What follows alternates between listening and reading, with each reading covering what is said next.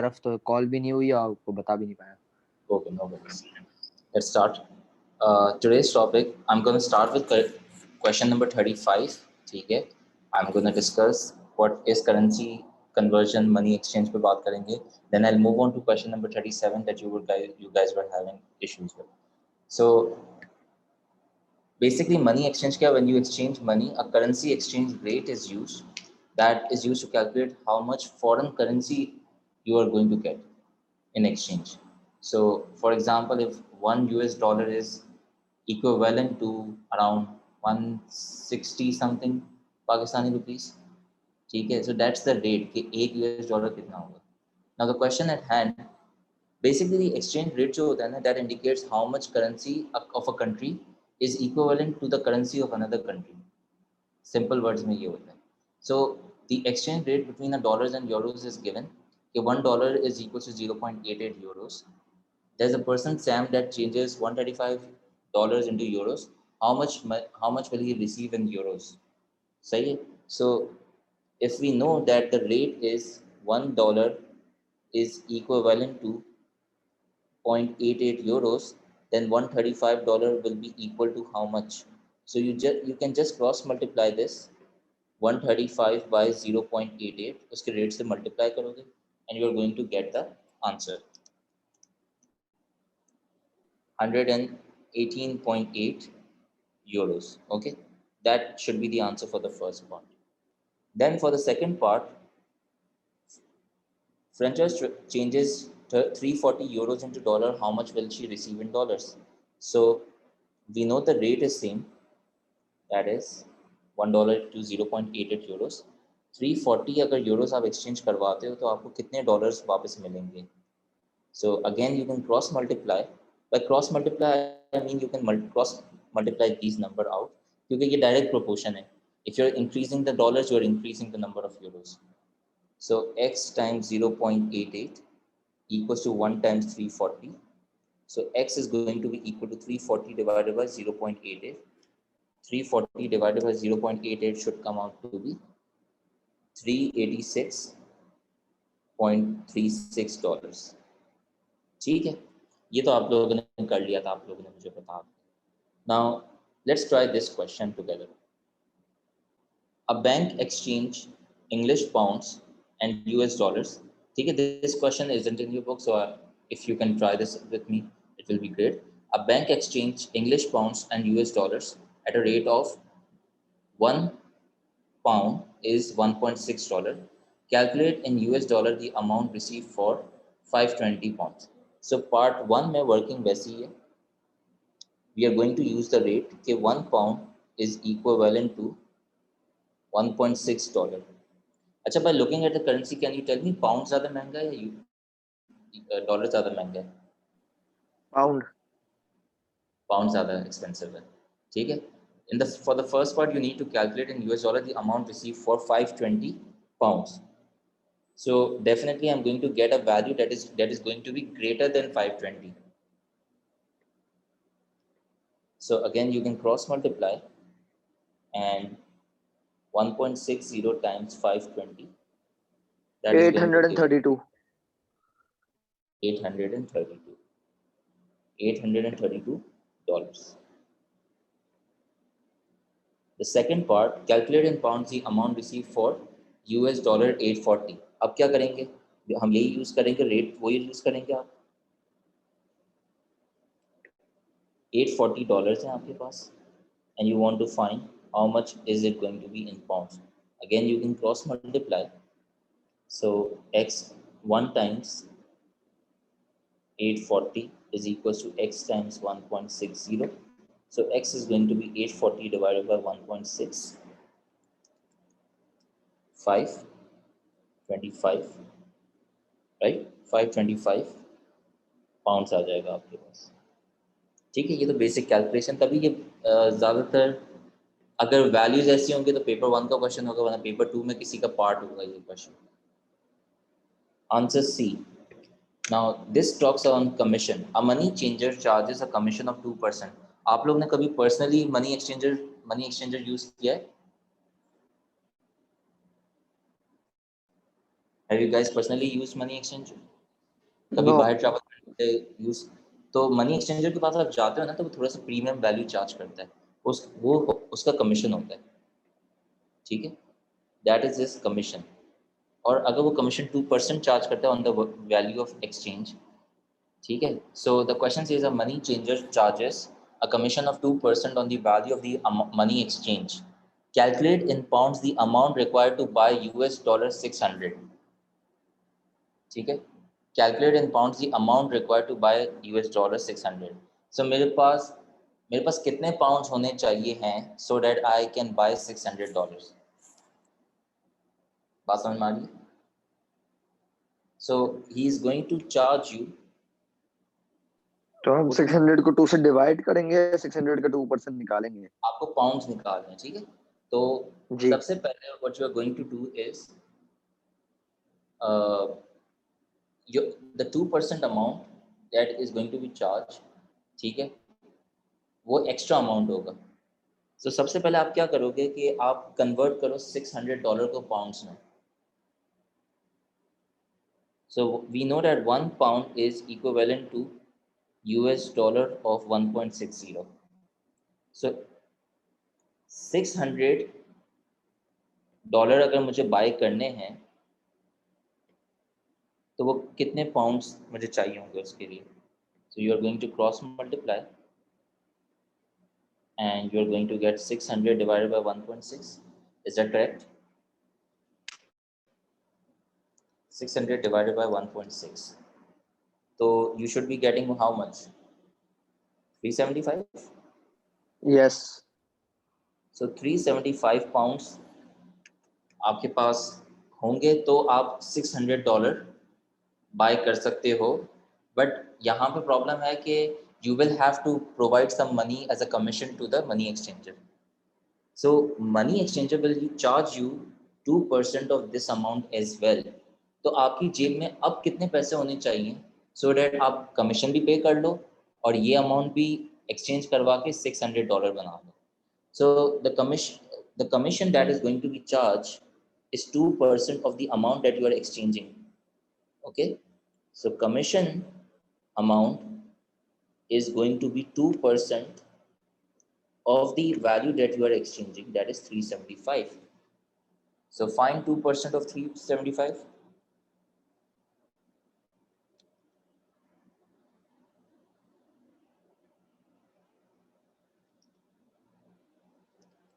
Sir आपसे repeat करते हैं। सी, ये बात समझ में आए, कमीशन अमाउंट निकालनी है कि अब मुझे कमीशन कितना पे करना पड़ेगा। So commission amount is going to be 2% of the value amount exchange and I am exchanging 375 pounds, ठीक है, तो इसका 2% is going to be the commission. So इसका 2% कितना आएगा? इसका 2% कैसे निकालोगे? 7.5। एग्जैक्टली 7.5 पाउंड्स वो एक्स्ट्रा चार्ज करेगा एज अ कमीशन अमाउंट। तो आपकी जेब में कितने पैसे होने चाहिए so that you can buy $600?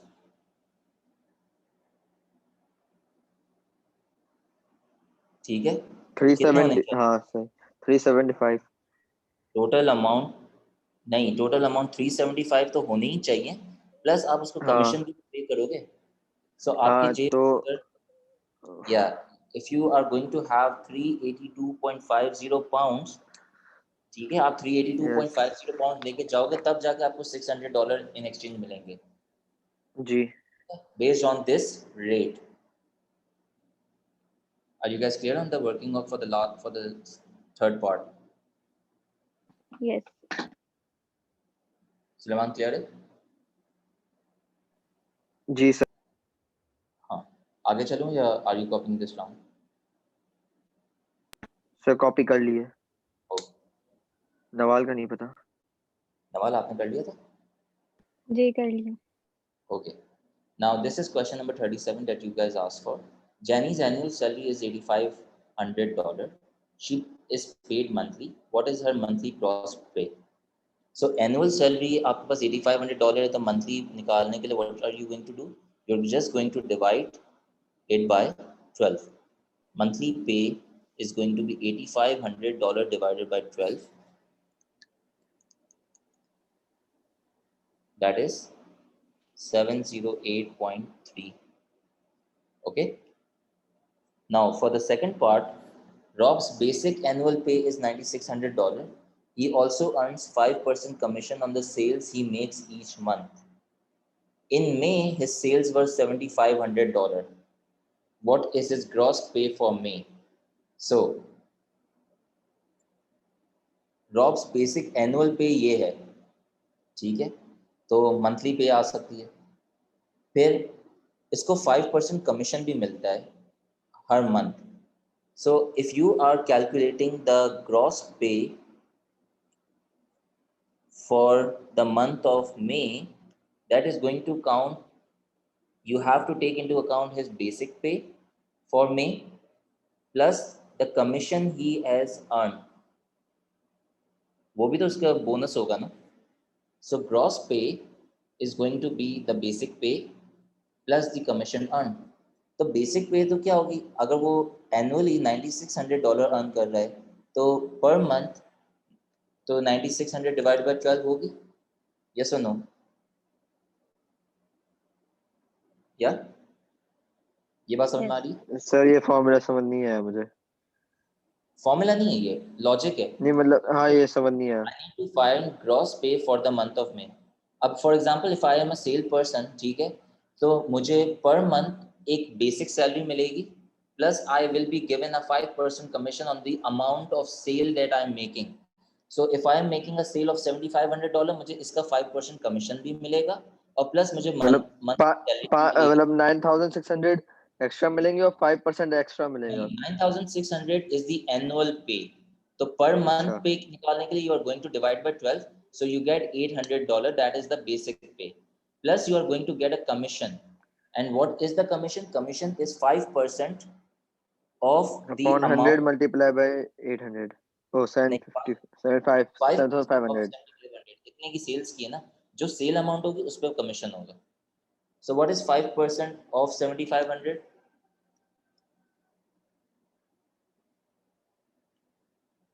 375. Yes so now you are going to add, तो उसकी मंथली सेल पे हो जाती है $1175। तभी तो यहाँ पे जितने भी कॉल सेंटर्स और ये जो होते हैं जहाँ पे सेल्स का काम होता है वहाँ पे बेसिक सैलरी तो होती है, ठीक है, प्लस उसका कमीशन भी दे देते हैं कि if you are able to sell our products we are going to give you a 2% commission और अ 5% कमीशन। तो वो एज अ बोनस काउंट होता है, वो as a extra pay count होती है। ओके, सो कमीशन क्लियर है? Yes, जी sir.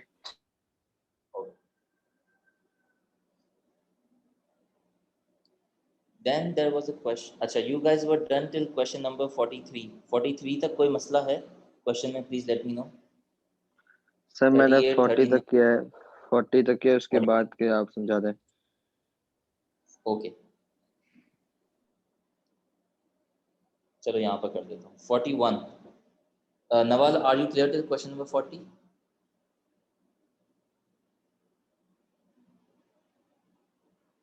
नवाल, आपने 40 तक कर लिया था ना? Hello, okay, so question number 41 से मैं स्टार्ट कर रहा हूँ। Question number 41 says, due to inflation, prices increase by 5% per year. An item costs $12 now. What will it cost in 2 years' time? So, inflation की वजह से the price increase by 5% every year. Is my voice clear to you? मेरी आवाज़ बिल्कुल clear आ रही है सुलेमान? जी sir ये नवाल ने लेफ्ट कर दिया, कुछ नेट का मसला है या कुछ और मसला होगा, इसका बिलीव हुआ है। Okay, all right. So, due to inflation, prices increase by तो 5%. सर इसके लिए रुकना है यार, आप कंटिन्यू करवा रहे हैं? इससे मैसेज करके पूछ लो, मतलब अगर हाँ इशू रिजॉल्व हो सकता है 2 मिनट में, तो आई कैन वेट। जी मैं करता हूँ।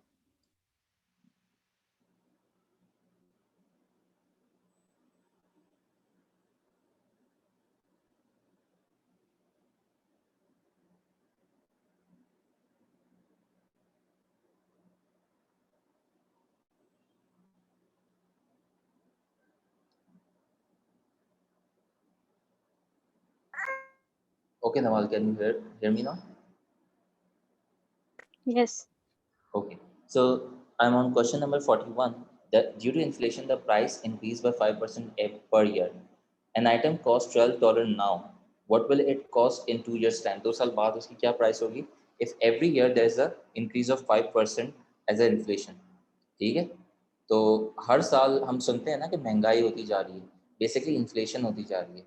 जो चीज़ आपको पहले 10 रुपीज़ की मिलती थी अब वो आपको 25 रुपीज़ की परचेज करनी पड़ती है. तो क्योंकि इन्फ्लेशन है.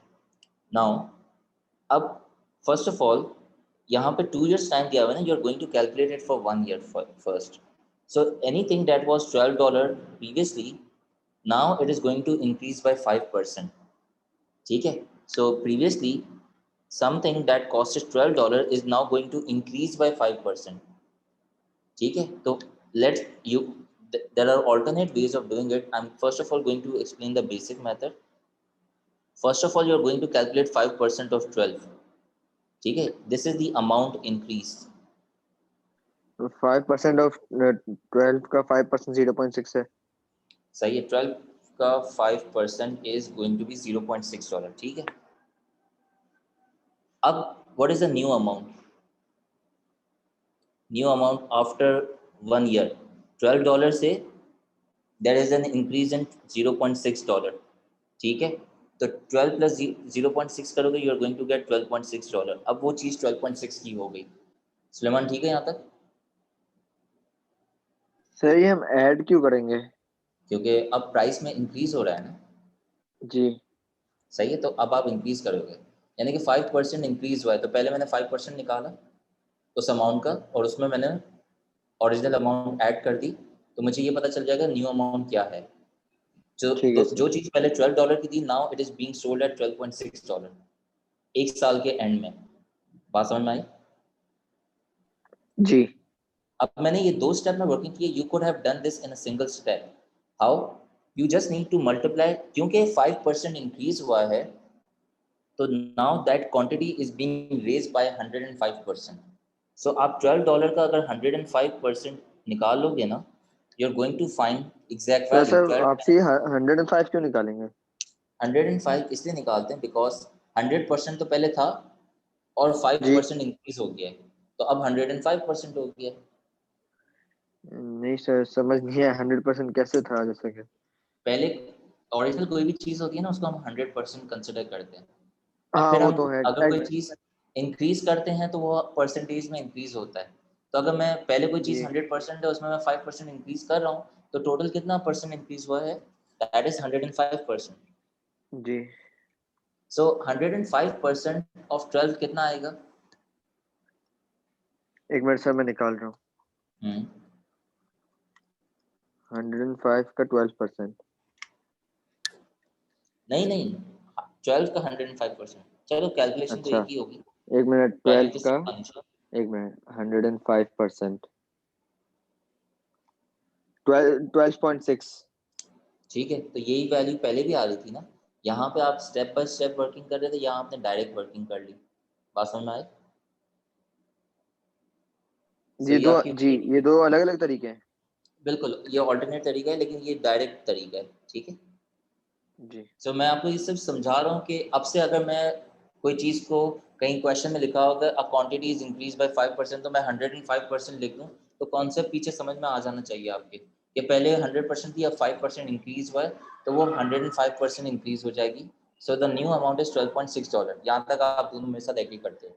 अब नेक्स्ट ईयर ये क्या हो रहा है कि फर्स्ट ईयर के एंड में the amount is that thing that initially costed you $12 is now amounted to $12.6.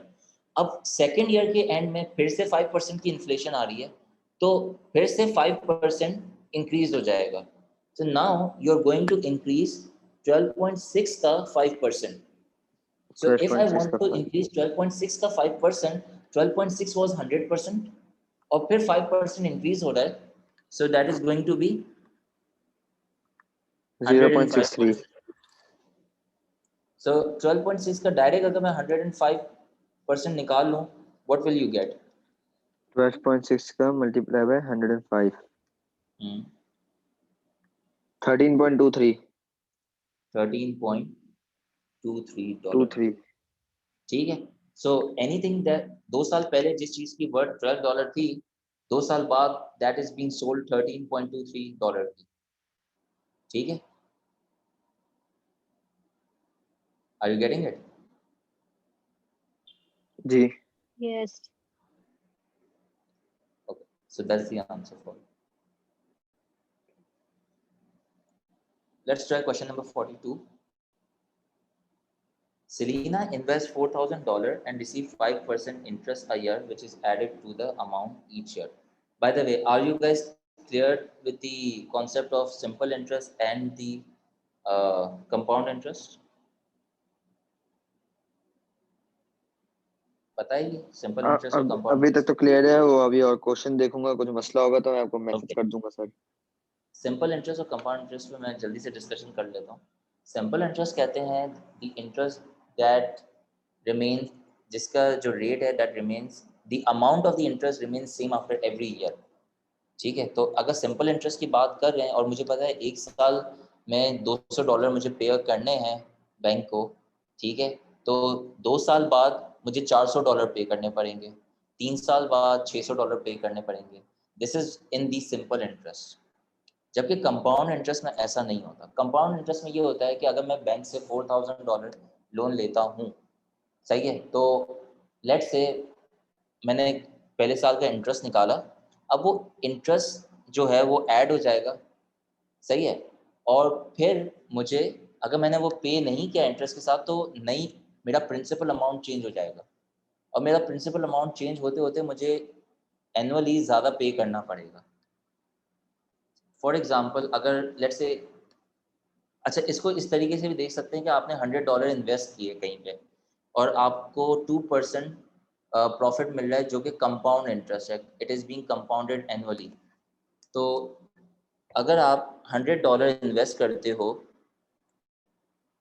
और तो फर्स्ट ईयर के एंड में आपके पास कितने पैसे होंगे आपके अकाउंट में, ये निकाल लेते हैं। ठीक है, रेट जो है वो है 2%, सही है, तो 2% ऑफ 100 आप निकालोगे, that is going to be $2, यानी कि फर्स्ट ईयर के एंड में आपके अकाउंट में जो अमाउंट आ जानी चाहिए वो है $102।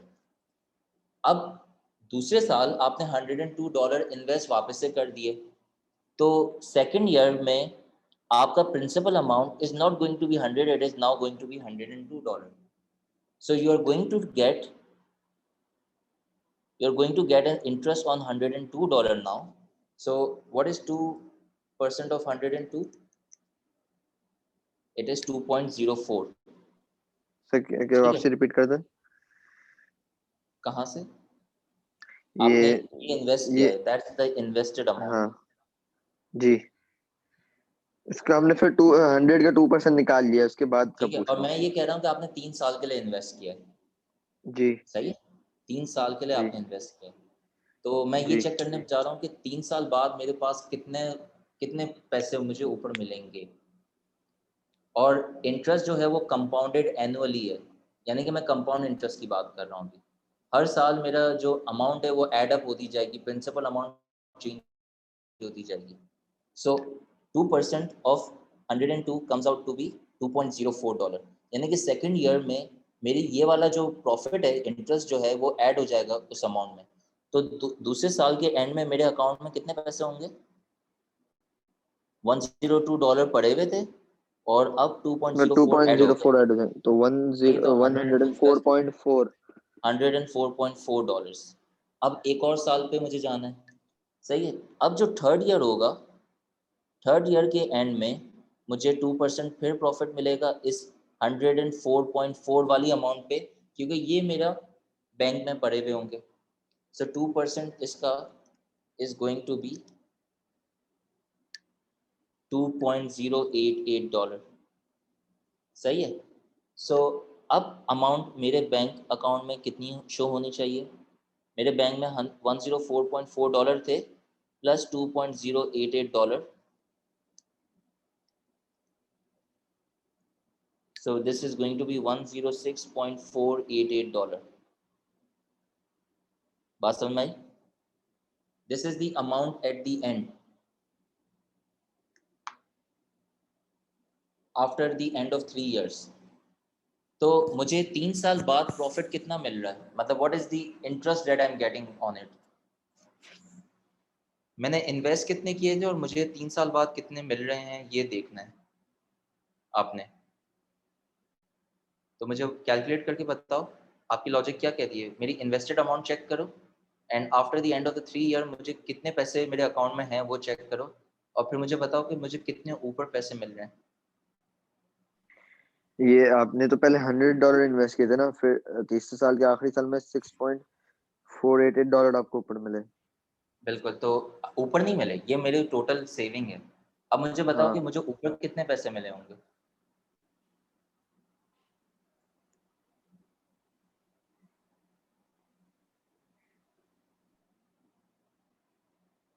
डिफरेंस ले लोगे ना. मैंने $100 इन्वेस्ट किए और $106.488 मुझे मिले, तो मुझे जी कितने ऊपर पैसे मिल रहे हैं.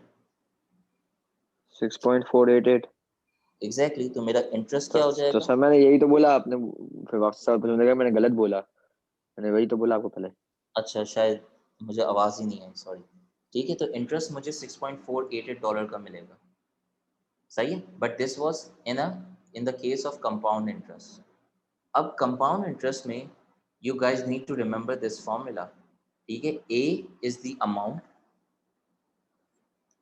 ए stands for the amount accruing after n years, मतलब कि जो आपके बैंक में डिपॉजिट हो जाएगी या आपके ऊपर जमा होगी, दैट इज ड्यू.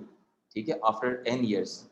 तो हमने ये जो वर्किंग की है ना इतनी लंबी, ठीक है, ये 106.488 लाने के लिए जो हमने इतनी सारी वर्किंग की है, we can directly get to this working just by using this formula. And how am I going to use this formula? See, I want to calculate the amount that I'm going to get into my bank account after 3 years.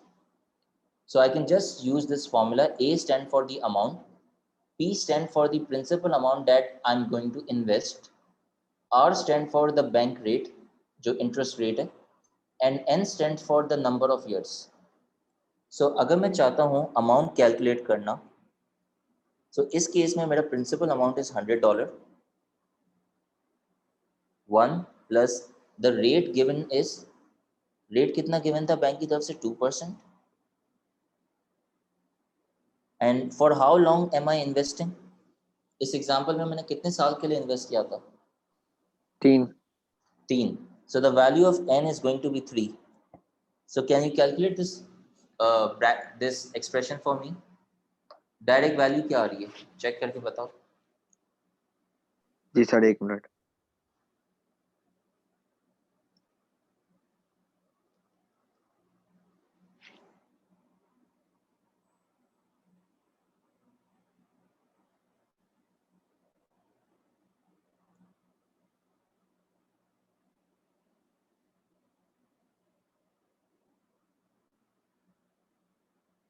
सही है, तो क्योंकि हमने यहाँ पे rounding errors किए हुए हैं ना, राउंड अप किया हुआ है, तो ये वैल्यू में बहुत पॉइंट्स का डिफरेंस आ रहा होगा. बट मैं यहाँ पे एग्जैक्ट वही वाली वैल्यू लिख रहा हूँ जो यहाँ पर है. It should be somewhere around $1.106. ठीक है. 106.1208.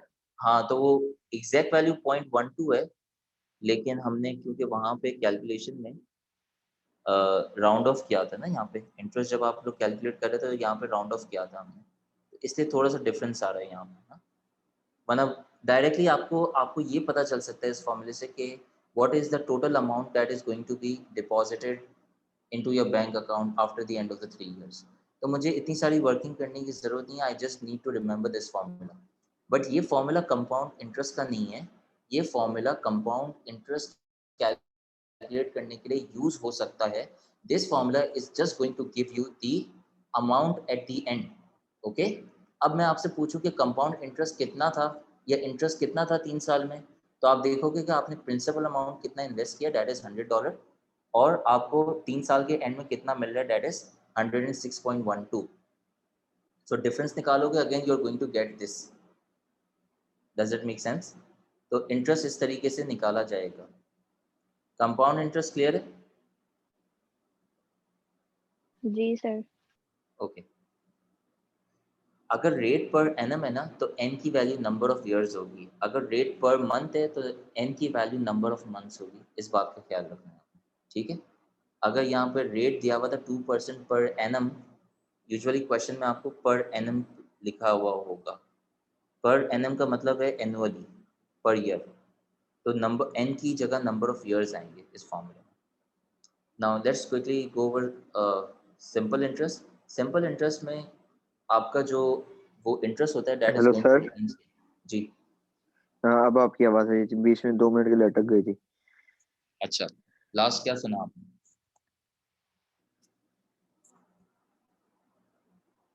अभी सही है आवाज या अभी भी हैंग कर रही है? अब सही है। सही है। ओके, मैं सिंपल इंटरेस्ट पे बात कर रहा था, ठीक है। सिंपल इंटरेस्ट में इफ यू, हम सेम एग्जांपल ले लेते हैं, सही है। Rate is going to be 2% per annum, and now we are talking about simple interest. So at the end of the first year, ठीक है, आपको इंटरेस्ट कैलकुलेट कर सकते हो using this formula PRT over 100, where P is the principal amount. Now अब principal amount is the amount that either you have invested or borrowed, ठीक है। अगर मैं बैंक से मनी मनी ले रहा हूँ, लोन ले रहा हूँ, सो आई एम बोरोइंग इट। और अगर मैं बैंक को अपने पैसे रखने के लिए दे रहा हूँ तो I am investing the amount. So principal amount is the amount that either you borrow or you invest.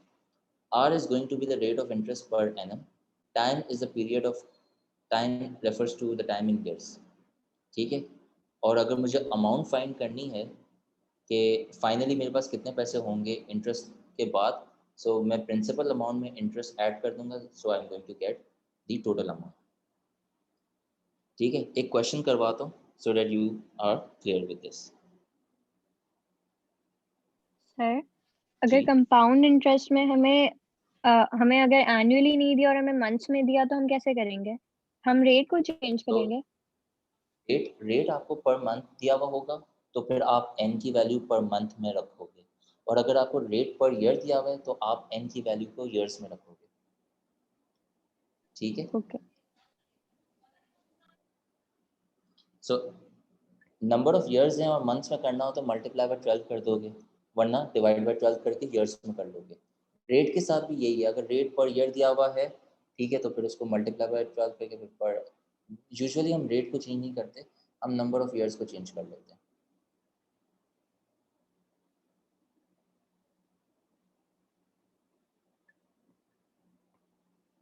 Okay, ये वाला क्वेश्चन देखते हैं। Salim has $4,000 to invest for 5 years. The bank offers him two options. Bank के पास वो जाता है, ठीक है, उसके पास $4,000 हैं, उसको इन्वेस्ट करने हैं 5 ईयर्स के लिए। बैंक के पास वो जाता है, उसके पास दो ऑप्शन है, या तो वो सिंपल इंटरेस्ट पे 3.5% ले ले, या तो वो कंपाउंड इंटरेस्ट पे 3.25% ले ले। आपको ये चेक करके बताना है which is the better option and how much more will his investment B worth with the better option. तो पहला ऑप्शन दूसरे ऑप्शन से कितना बेहतर होगा वो बताना है, और कौन सा ऑप्शन बेहतर है ये बताना है। ऑप्शन उसके लिए बेहतर वो होगा जिसमें he is making more money, which means कि at the end of the 5 years he should have more money in his account. Okay, so हम दोनों केसेस देखते हैं, दोनों केसेस हम स्टडी कर लेते हैं। The first one is simple interest.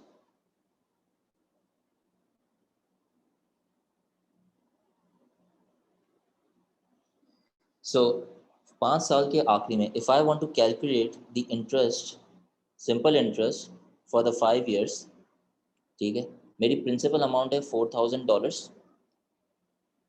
the rate given to me is 3.5, the time is 5 divided by 100, ठीक है। So if you calculate this, what do you get? 4,000 into 3.5 into 5 divided by 100.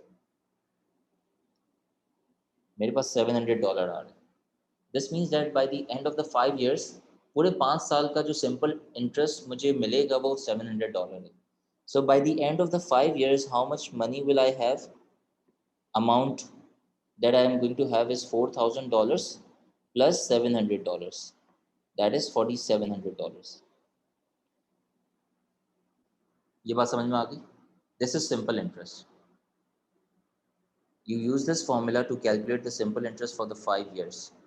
तो मैं हर साल का अलग अलग नहीं निकाल रहा, मैंने 5 सालों का एक साथ निकाल लिया, because in simple interest the interest does not change after every year.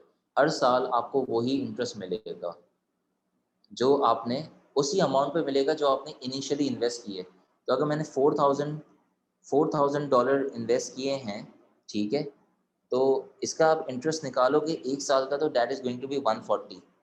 फिर 140 पहले साल मिलेंगे, फिर 140 नेक्स्ट ईयर, फिर 140 third year, 140 fourth year, 140 fifth year. So 140 into 5 ये फिर $700 ही आता है. सही है. सो इससे बेहतर है कि आप डायरेक्टली एक फॉर्मूला यूज कर लो, PRT over 100, 4000 multiply by 3.5 multiply by 5 divided by 100. तो आपका इंटरेस्ट आ जाएगा $700. The amount at the end of the 5 years that you are going to have is $4,700. यहाँ तक सब क्लियर है? प्लीज आंसर इन यस और no. ठीक है. Then Suleman, are you clear? Yes. Then we have compound interest. Compound interest के जो formula था अमाउंट का, वो मुझे डायरेक्टली बता देगा कि 5 साल बाद मेरे अकाउंट में कितने पैसे होंगे. What was the formula? P times 1 plus R upon 100 to the power of n. P is the principal amount that is invested initially. 1 plus R is the rate of interest. Compound rate क्या है मेरे पास? 3.25 divided by 100 to the power of n. N is 5. So now I'm going to calculate this.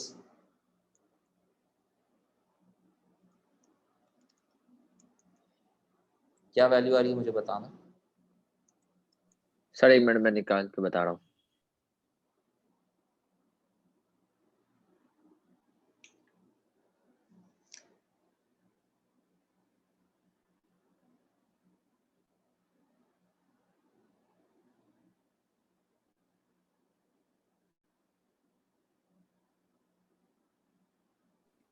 $4,693.64 आ रही है.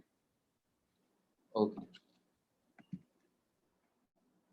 $4,693.6, $645. ठीक है. Now, as you can see, after 5 years, your amount from the simple interest is more as compared to compound interest. ठीक है. So which one is a better option? Obviously, this is a better option, जिसमें आपको ज़्यादा पैसे मिल रहे हैं. And how much more will his investment be worth with the better option? कितने dollars ज़्यादा मिलेंगे? तो वो डिफरेंस निकाल के आप बताओगे. So you're going to say that simple interest option is better. Simple interest option is better. And how much better is it? आप डिफरेंस ले लो. $6.355 ज़्यादा मिले. या सो 4700 में से आप उसको माइनस करोगे. अच्छा, आपके कैलकुलेटर में ना आंसर का बटन होता है, ठीक है. अब जैसे मैं अगर राउंडिंग एरर अवॉइड करना चाहता हूँ, मेरे कैलकुलेटर में ये बहुत बड़ी वैल्यू है, ठीक है. अब मुझे पता है मुझे इसको माइनस करना है इसमें से, तो आप कैलकुलेटर में 4700 टाइप करो माइनस, और फिर आंसर का बटन दबा दो. सही है. इससे आपके राउंडिंग एरर के चांसेस मिनिमाइज हो जाएंगे. अगर आप पहले इसको राउंड अप करते हो, फिर इस राउंडेड अप वैल्यू को माइनस कराओगे, तो फिर आपको आपके एरर ज़्यादा होगा कैलकुलेशन में. इस बात का थोड़ा सा ख्याल कर लेना. तो कैलकुलेटर प्रॉपर यूज करना सीख लो आप लोग. Simple interest option is better by $6.35. ठीक है, 6.354. बात समझ में आ गई?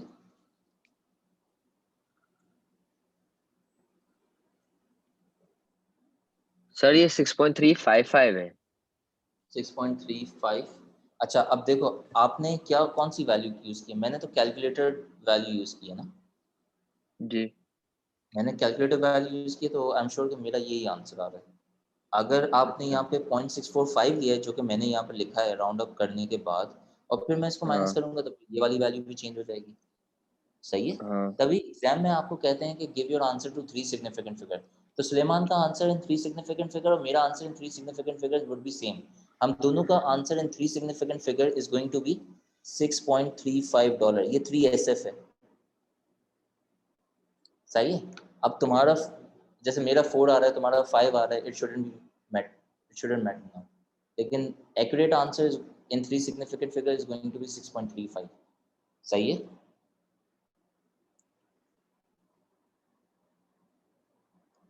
यहाँ तक क्लियर है? जी नवाल क्लियर है? जी जी सर।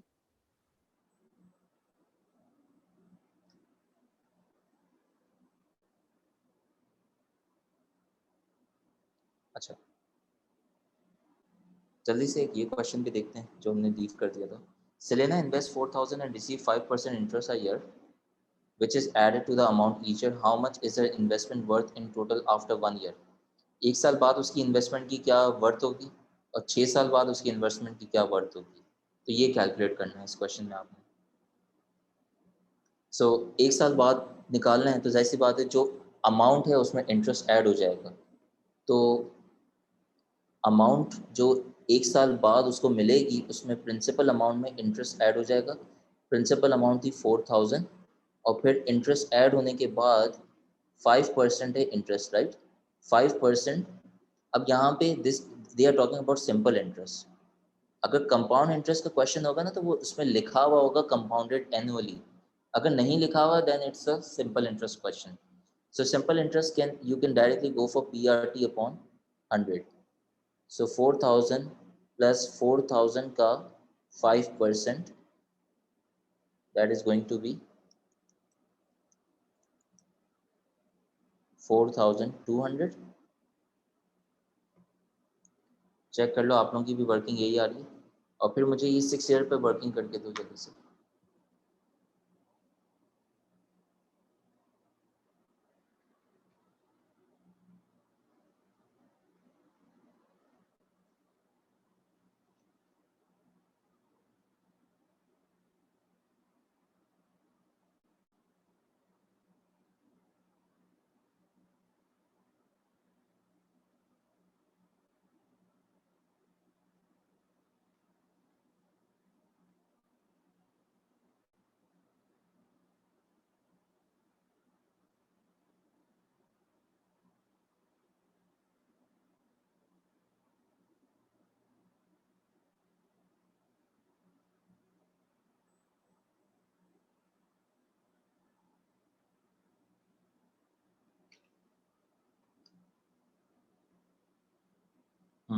कर लिया 6 ईयर्स का?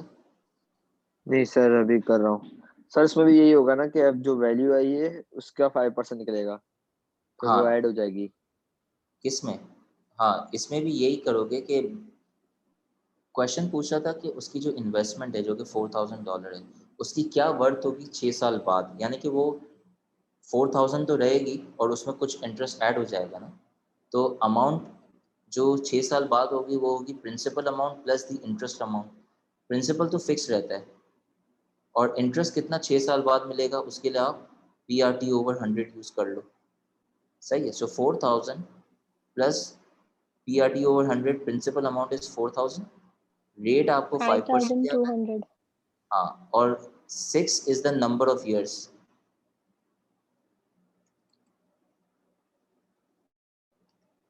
सर ये कंपाउंड इंटरेस्ट से करा रहे, सिंपल इंटरेस्ट से करा रहे हैं? सिंपल इंटरेस्ट चाहिए. PRT ओवर 100 जहाँ होगा ना वो सिंपल इंटरेस्ट होगा. ठीक है. ठीक है. सो ये ऐड करोगे ना तुम देख लोगे $5,200 आ रहा होगा. यानी कि अगर वो एक साल के लिए इन्वेस्ट करता है तो उसको $4,200 मिलेंगे और 6 साल के लिए इन्वेस्ट करता है तो $5,200 मिलेंगे.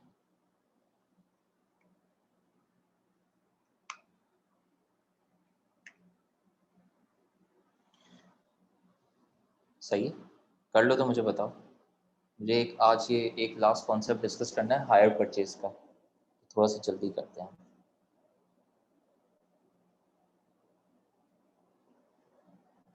हो गया सर, 5,200 ही आ रहा है. सही. अच्छा, ये एक डिक्रीज अमाउंट की भी देख लेते हैं. Each year a car decreases by 12% of its value at the beginning of the year. सही है. ये पाकिस्तान में नहीं होता ऐसा. पाकिस्तान में व्हीकल्स महंगी होती जाती हैं बट जनरली हर जगह जो आपका गाड़ी वगैरह होती है वो डेप्रिशिएट होती है. सही है. तो each year a car decreases by 12% of its value at the beginning of the year. At the beginning of the year, a car was valued at $9,000. Find its value after 3 years. तो 3 साल बाद उसकी value कितनी हो ये निकाल, और हर साल कितना डेप्रिसिएशन हो रहा है 12% का। समझ आ रही है बात? So every year the car is going to decrease by 12%। So अगर मैं इसको इंटरेस्ट के साथ भी लिंक करना चाहूँ ना, लेकिन ये इंटरेस्ट वो छोड़ो, इंटरेस्ट के साथ नहीं करो, हम इसको ना डिक्रीज अमाउंट करते हैं। सो फॉर एग्जांपल अगर फर्स्ट ईयर के स्टार्ट में अ व्हीकल वाज कॉस्टिंग $9,000, तो by the end of the first year उसकी वर्थ क्या हो जाएगी?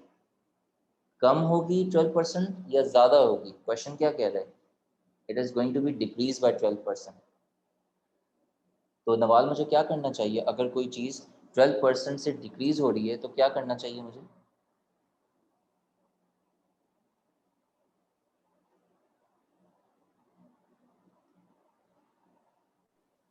सर पहले 9,000 हम का 12। अच्छा हाँ बोलिए। 9,000 का 12% निकालेंगे, इसके बाद माइनस करेंगे। माइनस करेंगे। तो आप लोगों को ये कॉन्सेप्ट तो समझ में आ गया है कि आप 9,000 में से 12% ऑफ 9,000 निकाल दो, ऐसा ही है ना? जी ये सब वर्किंग सेम है। अगर मैं 9,000 100% थी उसकी वैल्यू, अगर 12% कम हो जाती है तो अब कितनी वैल्यू रह जाएगी परसेंटेज में? बताओ। 8,920।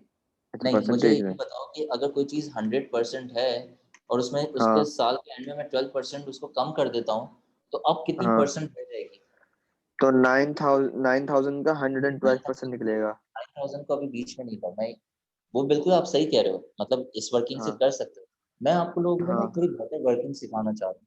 जिस तरह मैंने कहा था कि 5% इंक्रीज होने के बाद वो क्वांटिटी 105% हो जाती है, तो 100% में अगर कोई 12% क्वांटिटी डिक्रीज हो जाएगी, so what is the remaining percentage? 100, 88। तो 88, वेरी 9,000 का 88% निकलेगा। एग्जैक्टली। तो फर्स्ट ईयर के एंड में वो जो कार है उसकी वैल्यू होगी 88% of the value. So 88% of the value कितनी आ रहा है? 88, 9,000 की 88%, 7,920। 7920। ठीक है, चेक कर लो, इधर से भी यही आंसर आता। It's just a shorter working. ठीक है, तो अगर सर आप यहाँ मैंने यही किया कि 9,000 का पहले 12% निकाला, जो वैल्यू हाँ उसे 9,000 से माइनस कर दिया, सेवन हाँ नाइन टू जीरो एग्जैक्टली ही आ रहा है। एग्जैक्टली, चीज़ वही है। मतलब इट्स अप टू यू, अगर आप इस तरीके से करना चाहते हो मुझे कोई इशू नहीं है, बट दिस इज मच हाँ बेटर वर्किंग, इसलिए मैं आप लोगों को बता रहा हूँ। तो ओके। एक साल के एंड में आपकी गाड़ी की वर्थ हो जाएगी $7,920। अब आपने उस गाड़ी को यूज़ किया और सेकेंड ईयर के एंड में, ठीक है, उसकी वर्थ वापस से ठीक, 12% कम हो जाएगी। तो फिर 7,920 का 88% निकलेगा। एग्जैक्टली, बिल्कुल। तो इसीलिए मैं इस वर्किंग पे नहीं जा रहा, क्योंकि बहुत ज़्यादा वर्क कैलकुलेशन करनी पड़ती ना मुझे, तो मैं इसलिए आप लोगों को इससे बता रहा हूँ। सो 7,920 का 88% निकालो। 6,969.6। $6,969.6, बिल्कुल सही है। अच्छा, अब थर्ड ईयर पे भी जाना है आपने। सो थर्ड ईयर के एंड में 88% of the previous amount, that is 6,969.6, तो इसका 88% निकाल लो। निकाल रहे। हम्म,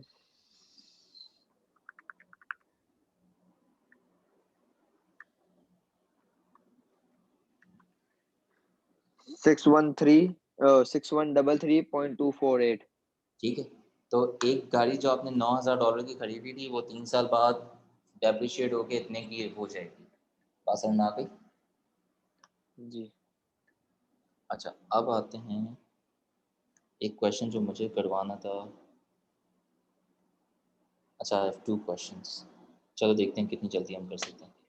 can you guys try this question on your own, या मुझे मेरे साथ डिस्कस करते करते मुझे बता दो, थोड़ा जल्दी हो जाएगा उससे।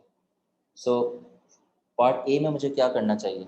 A man deposit $8,000 into a bank for a period of 2 years at a rate of 4% per annum, you need to calculate the simple interest at the end of the 2 years. Simple interest calculate करने के लिए नवाज मैं क्या करूँगा? Which formula will I be using it? Interest plus PRT upon 100 वाला. Interest is equal to PRT upon 100. Interest Equal plus to. नहीं होगा, ठीक है? So the principal amount is $8,000. Rate मेरे पास है 4, time मेरे पास है 2 years divided by 100. तो नवल आप मुझे इसकी कैलकुलेशन भी बता दो फिर, ये तो जल्दी हो जाएगा। $640। जी sir. Okay Suleman, part B आप मुझे बताओ, calculate the compound interest at the end of each year if the interest is compounded yearly. Calculate the compound interest after each year. तो पहले कंपाउंड इंटरेस्ट का फॉर्मूला लगेगा A इक्वल्स टू P। तो मुझे compound interest मालूम करना है, ठीक है, फर्स्ट ईयर के एंड में भी और सेकंड ईयर के भी एंड में भी। तो सबसे पहले मैं क्या करूँगा? कंपाउंड का फॉर्मूला लगाएंगे हम पहले।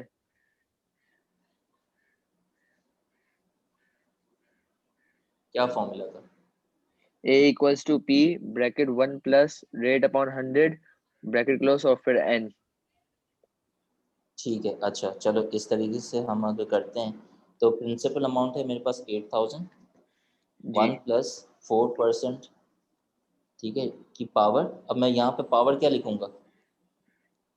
पावर क्या क्या है? मैं बी पार्ट पर लूँ। Calculate the compound interest at the end of each year if the interest is compoundly 1 yearly रखेंगे ना आपको, क्योंकि at the end of each year निकालना है, क्वेश्चन में ये कह रहा है ना at the end of each year, तो आप फिर यहाँ पे 1 रखोगे, ये याद रखना।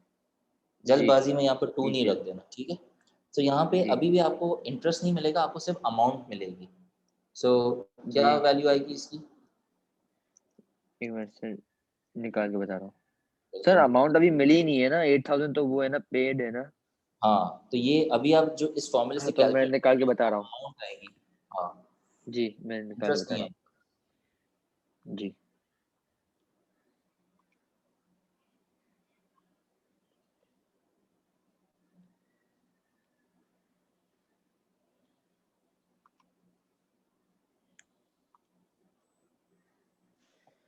$8,320। 8,320। तो by the end of the first year क्या interest at the end of the first year कितना होगा? 820। नहीं, interest at the end of the year.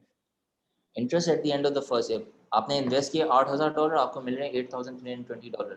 तो interest at the end of the first year कितना होगा? 320। $320। Very good.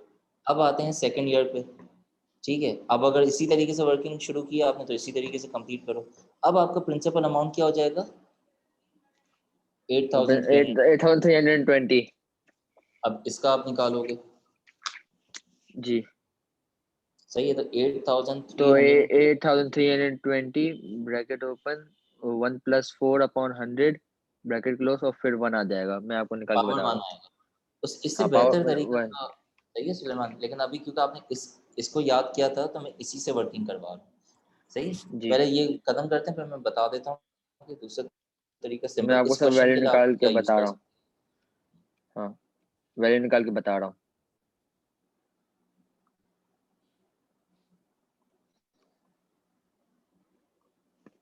$8,652.8। ठीक है, तो interest at the end of the second year क्या हो जाएगा? एक मिनट सर।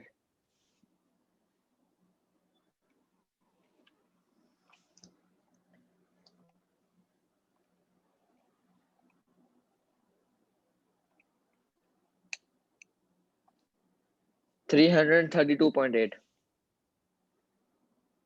हाँ एक मिनट,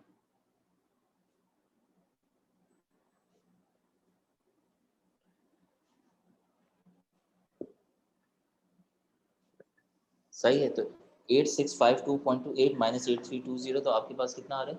332.8। 332.8। तो ये आपने निकाल लिया, सही है। बेहतर तरीका जी ये होता, बेहतर लेकिन तरीका सर मैं इस तरीके से इसलिए कर रहा हूँ सर, मुझे पूरा समझ आ रहा है कि पूरा भले सही है, लेंदी बिल्कुल है सही है। हाँ लेकिन कोई समझ आ बात रहा नहीं, है ना। ठीक है, बस सही है, तो इसी तरीके को फॉलो कर लें। अब answer C, if the man decides, वो आप दूसरा तरीका बता देना, वो बता दो आप। बस उसमें आपको क्योंकि इंटरेस्ट से हमें मतलब था ना, तो मैं बस जी पहले ही साल का इंटरेस्ट इस तरीके से निकालता, 8000 का 4% निकालता, तो मुझे डायरेक्टली जी $320 मिल जाता। सही है। अगले साल 8000 और 320 की अमाउंट ऐड होके आपको 8320 हो जाती अमाउंट, इसका 4% निकालता, तो मुझे $332.8 मिल जाता। तो ये शॉर्ट मेथड था। ठीक। सही है। आंसर सी पे आ जाते हैं। If a man decides to put his money in the bank for another 8 years, इस पे another 8 years यानी कि अब हो जाएंगे 10 साल। Find the compound interest he will receive when he withdraws his money at the end of the 10th year. तो 10th year के बाद क्या होगा? So I want you guys to give me an idea क्या होगा इसका answer, किस तरीके से निकाल सकते हैं?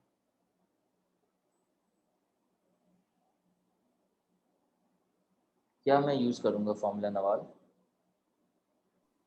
कंपाउंड इंटरेस्ट का करेंगे, और कंपाउंड जो इंटरेस्ट का। लास्ट सेकेंड ईयर वाली वैल्यू आई थी वो वाली लगा के हम करेंगे ना। अब इससे बेहतर ये है कि आप प्रिंसिपल अमाउंट स्टार्टिंग वाली ले लो। ठीक है, 8000, रेट आपको पता है दैट इज 4, और नंबर ऑफ ईयर्स आप 10 कर दो ना। ठीक है, आप अनदर 8 years पहले के 2 साल, और कंपाउंडेड तो एनुअली है, so you can just have 10 years। तो इससे अमाउंट मुझे बताओ eight the end of the 10 years क्या आएगी?